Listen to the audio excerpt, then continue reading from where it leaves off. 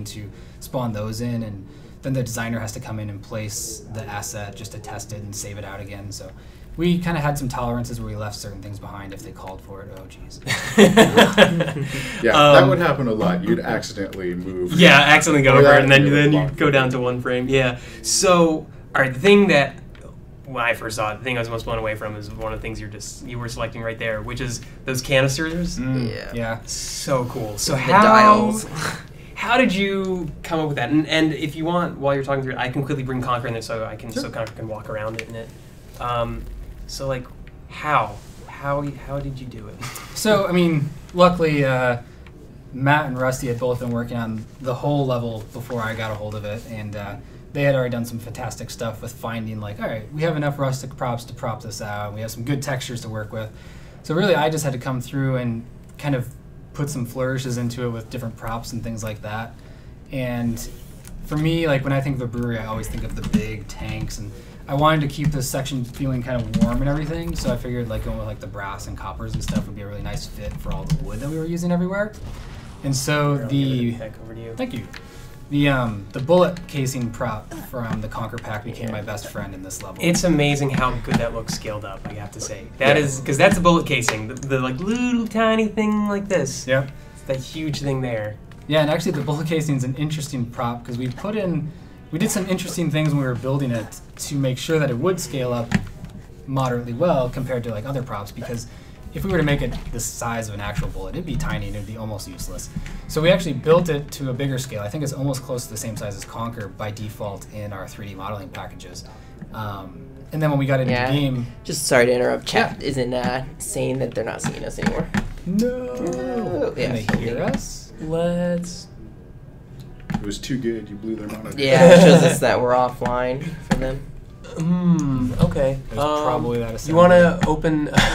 You want to open up Twitch in another window and just see if we're. It seems to be that when we're showing the coolest stuff, that's when Twitch decides, we're gonna bring you offline. So, I would say probably fixed. We're back? Yeah. We're maybe back? Yay, we're back. Okay. All right. I don't know. Where did we leave off? I don't. Well, probably on how freaking cool bullet casings are. That's probably where we left off. Sure. Yeah. So. So yeah. Anyway, the bullet casing. Long story short, we built it really big, and then in game we scale it down to be a bullet size. But that way, it gives the users the ability to scale it back up to kind of have the resolution and everything that we intended for it when we built it. Yeah. I really, when I first saw this, I could not actually fathom. Like, it was the first time I've seen a prop where I could not fathom how you actually built it. And my mind was blown when I realized it was a bullet casing. I was like, no way the bullet casing looks that good big. So, yep. Yeah, so it's the bullet casing with a whole bunch of Codian ring things.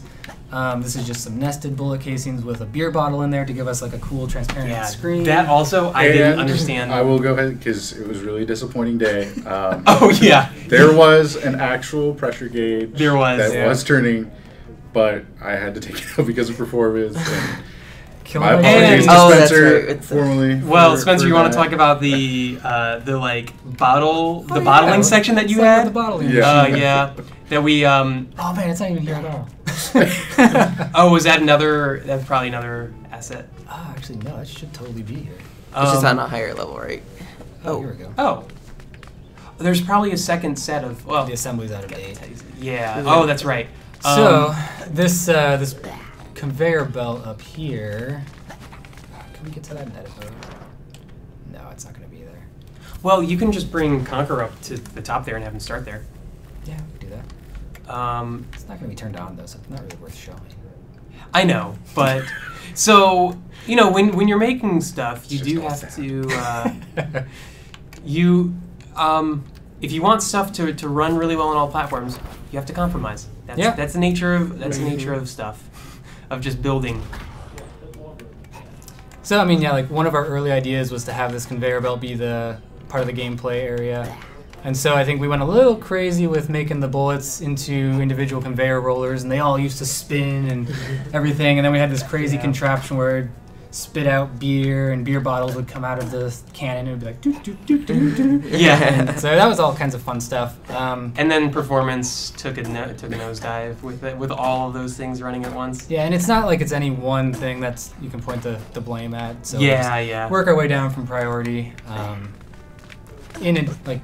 After that happened, it's like, okay, how do we inject some more life back into this level? So like one of the fun things was coming up with different ambient teddies to put in that weren't just mean and aggressive, but just kind of added some noise to the scene and some life to it. So you got drunk teddies everywhere, which is a fun little task to go through. And yeah, I love that one that just threw bottles at you. Yeah. There used to be another one of those guys somewhere else when you're doing the platforming section. Oh, right. But I remember that. It was like so annoying. Yeah. It was like so funny, but like every time I was just about to make it, the guy would throw a bottle and knock me off. It's like, ah! Yeah, that guy was a dick. Yeah.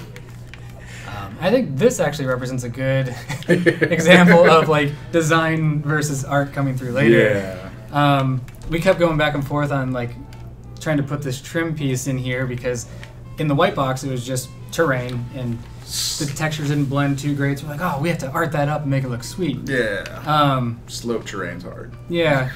And like after the fact though, like once the barrels start rolling down, if we added too much art onto the side or too many props on the side, we found that players could just stand on it and like walk right around. It's like now our art has broken what used to be a flawless design as far as the white box was concerned. So always have to kind of find those things and pull our art back a little bit. And that's why it's good to have such a close working collaboration with the designers just checking in. Yeah, on more than one occasion I've had to turn around and tell them I broke something. And vice versa, like we'll jump into the game and be like, half my stuff's gone. So it is really good that we're on different PCs at least because we can try to dig some of the stuff back up. But that's true. It does happen. Yep.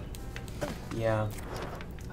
But yeah, I mean, otherwise, as far as arting this guy up, it was just finding like a color palette. We want to go with warm yellows and browns and things. I think one of the things I was having the most fun with was the lighting, because it was like there's a lot of cool areas where we could do pockets of negative lights, which is something I love doing, where you just do like a light that goes negative brightness to kind of create a fake shadow, so that we can call out very specific areas. Like I know this is the brightest thing in the scene when you walk in, and then this needs to be kind of in shadow, so your eye's drawn right down the center. So what made you decide, like for instance, I want that to be the brightest thing in the scene? Is it like you need the player's eye to go towards that? Well, since I knew that's like at the back of the scene, it's also in the direction of travel, but it also leads them up ideally, because that's where they need to go eventually. Okay. So having like something tall and thin at the back of the room pulls them into the scene and then up towards the goal. But then we also have, like, they can't just jump up there, so we have to try and lead them around to this path. And so that's where like the idea of like this big light on the wall came from, because okay, so this is your primary focus, and then you look around like bam, here's this other bright thing, so that kind of pulls you to the left. And then just to really hammer it home, I think Matt put this in early on, was like this trench in the center with like all the beer flowing through it, and so I just came through and kind of put some lights in there to like make this yellow, called it the Golden Brick Road. Golden Brick Road. To pull you through to the ramp over in the corner. But I really had fun with the lighting and playing with the shadows up in the ceiling, and then creating these fakey windows to kind of make it look like lights coming through. Yeah. And kind of simulate that look of like when you look outside and you're in a dark room, but you're looking out the window. You don't see the trees and everything. You just see blinding white light. And so the hologram effect put onto a primitive cube that's tinted. You can't see it here because we're in edit mode, but like when this hologram kicks in, this orange block actually looks like it's an emissive cube that creates just kind of like this big plane of light behind the interesting, behind the boards. So then you don't have to rely on placing like 20 individual point lights to try and create those really nice hot spots. It's just like one big light board. So that's kind of fun. So like, would you, when we're talking through like how you bring people through level design, do you typically use, is like lighting the best way that you would bring people through it? Like, what are kind of the tips and tricks you use to make sure that a player just kind of subconsciously knows where they need to go next? I mean, I think it's a combination of all sorts of different things. Like, I think good level design doesn't rely on any one specific thing, like whether it's lighting or propping or just level layout in general. Like, the super successful levels happen when all of that stuff is working in harmony and they're complementing each other. So I mean, like lighting is definitely one of the big ones because it's so easy to just paint where you want something to be. Our lighting system is actually extremely flexible in that regard because we can kind of fake things with these like negative inverse lights and things like that. So yeah, like using that to pull people around is always a good thing, but it goes all the way back to the white box. Like the purpose of the white box is to create a nice flow through the level and everything like that. And so it starts there. It starts in the white box and making sure that everything is fun. It's easy to get through because like if you make a level that's too big or too small, it's easy to tell right then and there that it's not going to work out. Lighting and propping comes into play more towards the second half of it because it's more like we know the level should be solid at that point. So now as we're arting it, we don't want to break that cool flow that was already there. So then that's where we pull out lighting as like a tool to help us tone certain areas down while still keeping them propped out and realistic. And it's always kind of a battle. Like we'll start out by just throwing props in, getting like, I want a generator here, I want this space filled up, I want to block players from going over here, so let's put a wall. And then you kind of come in with the lights and like, okay, this wall and this building is cool, it's not the focal point, so let's tone it down. And something that we also use a lot of is these drop shadow effects. Let's see if I got it. Yeah. So you can take this a lot of the time. So that's kind of creating another little light pool, but it's also super helpful when you invert it and go like kind of give it a black drop shadow, which is what it was created for. And you can use this to kind of create separations between your gameplay spaces. So if you want the focal point to be on, let's say, these teddies in the foreground, I don't need to see all that noise in the back. I don't need to see the generator or anything like that. So you can come in and take this particle, or you, in another engine, you might do it with fog or anything like that, and you can play with this to set that in front, and then instantly, like, you've kind of blocked that out. Like, that's a little bit overbearing, of course, but it just helps separate it through, like, contrast and through lighting. Like, okay, this is now the focal point. That stuff's there, and it adds texture to the scene, but it's not like in your face noisy, because if everything is special and super focal, like a super focus point, then it's just nothing special because everything's treated equally. That's actually a really good point. You have to work on what is actually the important stuff. The little details of something that's completely hidden in the shadows, you don't necessarily need to waste your time there unless there's a reason you need to go there and something to happen. So you can get away with actually some other tricks of just throwing a couple little things in there. You don't need to go in and detail it out as much as anything that might be in the actual main path or visible stuff. And this brewery is a really interesting situation on pathing and having to light, because it's a donut. You have to you keep going up and circling. It was really easy in the lab. You're just on the ground kind of circling this one monster, but it's the same problems, but he's having to do it and answer those on a vertical problem. So you're having to create these different focal points as you keep looping back around it, but not have them fight each other. And I think you did a really good job with balancing all of that stuff out. And it's interesting because, the drop shadow, I have a different effect that I like to use for the exact same thing, though. So that glow effect? So I use glow? that, and I use the ambient fog stuff and tone that way down. So it's we have different, people can have different approaches and ideas on what they're doing, but the end result of what you're trying to achieve is universally essentially the same. And I think that's it's something that's a lot of fun to see other people's takes and techniques on. I was much more conservative with my props because I was purely afraid of running out because we hadn't had the streaming in and stuff. And it's really exciting to see Spencer push it, because that's where I tend to be a little bit more reserved and hold back on. But when you see what he's capable of by doing that, it makes it where it's okay, I need to start pushing that more too, and scaling things down. I would go other ways and scale big and try to get shapes. And so it's a lot of fun to get to see other people's approaches on things, because you can learn a lot from them no matter how long you've been doing it. I think my favorite thing that I picked up from Matt, actually, when I first started working on levels and stuff, was not only just being able to place a tree, but then I'd walk around and I'd say, wow, that tree looks amazing. And Matt was doing this thing where he would place some of our basic trees with like the spirally trunks and stuff, but then sculpt up through the center of it terrain with like a moss paint on it. But you sculpt it in just a way that only the moss scatter cards are poking out, so then it looks like the moss is growing off the tree, not the terrain that's hidden inside of it. And I'm like, that's brilliant.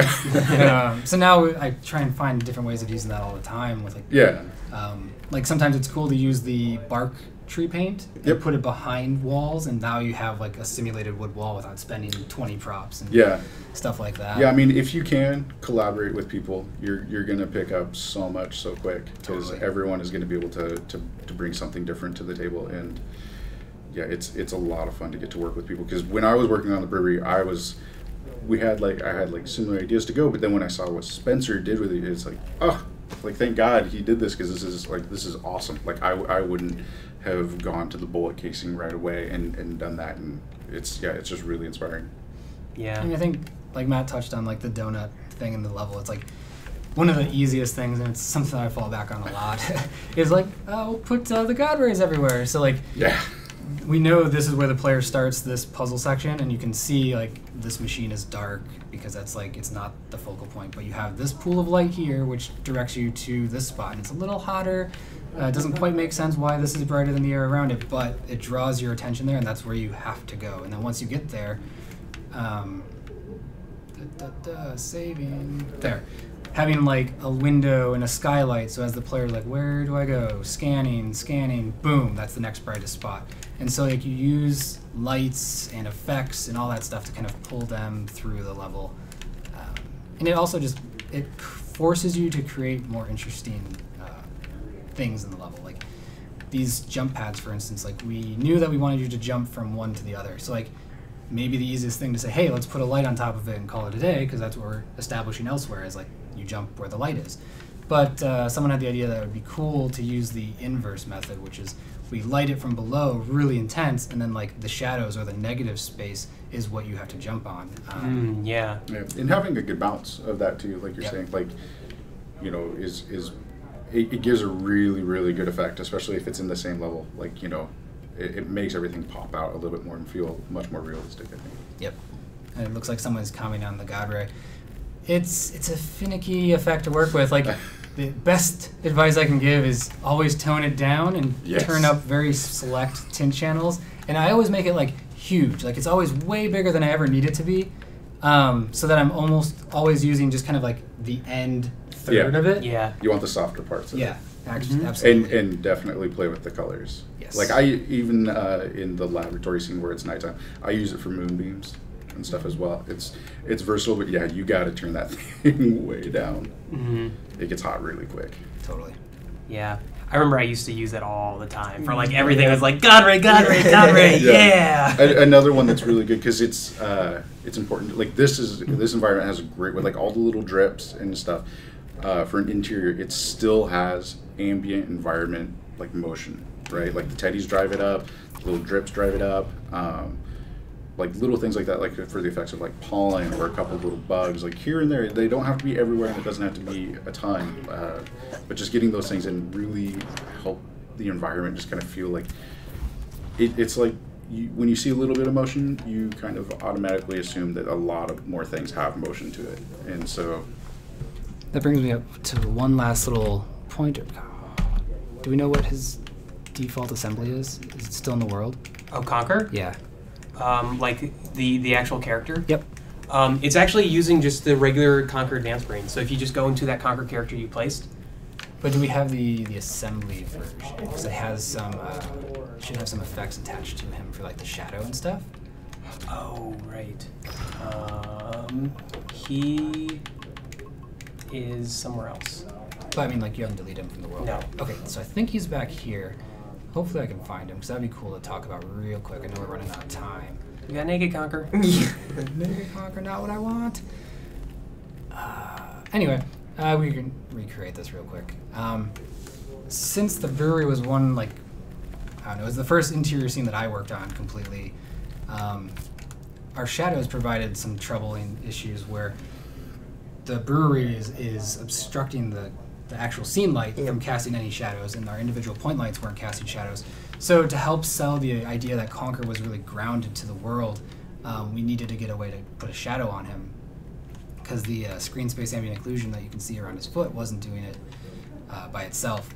And so we actually use my favorite drop shadow crop effect thing, and we have a version of it that's tied to his feet at a certain intensity, but beyond that, like, that happens and that kicks in when he's off the ground. So like whenever he's in air, you have that effect.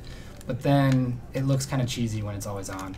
So that only comes on when he's in the air, but all the other times we take a negative light, just grab one of these guys, and we use this technique in the Royal Court Showcase as well, but by putting like a tiny negative light on his foot, and you can actually use it through the attachment editor and attach it to the bottom of his foot, and give it like a radius of 0.5 or something. He'll always have this kind of subtle fake shadow, even if he's in shadow. So I mean, it's not realistic in that sense, but it just helps ground him and connect him, and it prevents the look of like a character floating across a surface and things like that. So it's always something I'd like to do whenever we have the opportunity to do that. And with that, you can still color the negative lights, and it'll actually affect it differently too. Yep. So you can start pulling reds or blues or greens and stuff from it. So there's some pretty crazy stuff you can do with it. Yeah. Very, very cool. Yeah, I think that's a lot of pointers. Oh, and the I just gotta say the catwalks and stuff that he put together. Those are the tables. Oh, right. I really liked those too, because it just looks like it's just so fancy. Like, oh, it's the like grill. the fire grill. Yeah, it's the fire grill. Oh, it's a fire down. grill. Yeah, those things are pretty versatile. Yeah. I used them for like gel cell bars and stuff. Yeah. Yeah, once I saw him as a catwalk, that was one where it's like when I first got to Spark, that was one of the first kind of props I was like kind of playing around with for different things. And then like when I saw Spencer build a catwalk, I'm like, oh, I wish I thought that. Yeah. I think I think what I've heard from a lot of people is like, I mean, I've heard so far from everyone that they think the environment is pretty awesome with Big Reunion. So you guys did a really good job with the environment. It looks so HD and wonderful, and and I still play around and still look through just how beautiful the scenery is. I gotta say, I love how the characters look. Like seeing Conker and seeing the new version of the Teddies, like I just can't get over how cool he is. It just makes me want to see more things in Spark that have that style applied to it. Yeah. So. Yeah. Well, I think that'll do it for us. Hopefully you guys got a lot out of this. Got a lot of, we actually went through a lot of level design psychology, which is pretty cool stuff. So hopefully you guys can apply this kind of thing to what you're working on. Really, anyone can do this stuff. We have that in Turtles. We have that saying of like, even if you're not an artist, you can do it. Yeah. It's an inside joke, but anyways, yeah. I mean, anyone can pick up on this stuff. It's just simply planning and experimenting, and then you get to a happy place. Yeah, not being like worried about how good it's going to be right away. Mm-hmm. Just exploring, you'll find some cool things. And I think honestly, the biggest thing is always looking to find somebody else to help out. Like, it's a lot of work to code something, and it's a lot of work to art up something. It's totally easy to get like fatigued.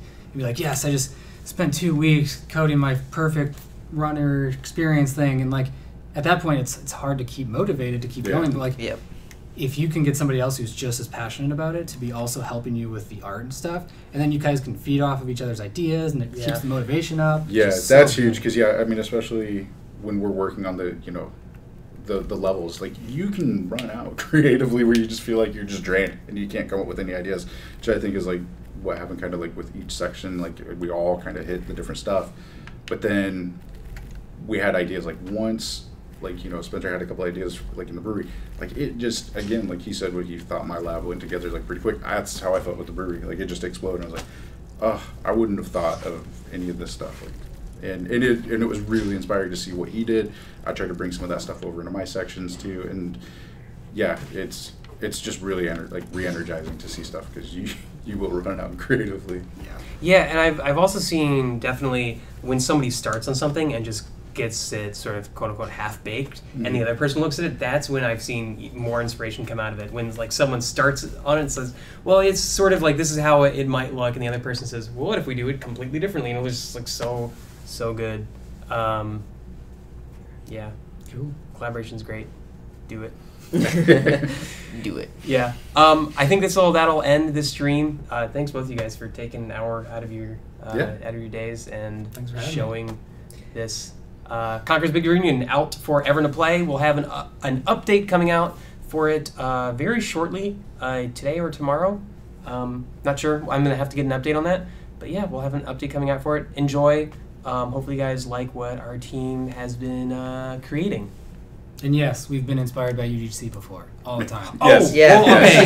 That's the perfect question to end with. Yes. We have to call out the fact that actually that guy, Instant Kafka, made Space Gunk versus the Galaxy, which had that slide mechanic, and go. we actually kind of ripped on that slide mechanic for Conker slide mechanic. Because we wanted to have the mechanics that were just like the Conker N64 Classic mechanics. So we wanted to do a slide. We saw how they did a slide. We said, oh, we could actually take some pointers from that. So yes, we are completely inspired by community creations. Absolutely. Yeah. All right, guys. Well, we'll be back tomorrow for another stream of some awesome UGC, and keep classy, Seattle. Bye, guys. See ya.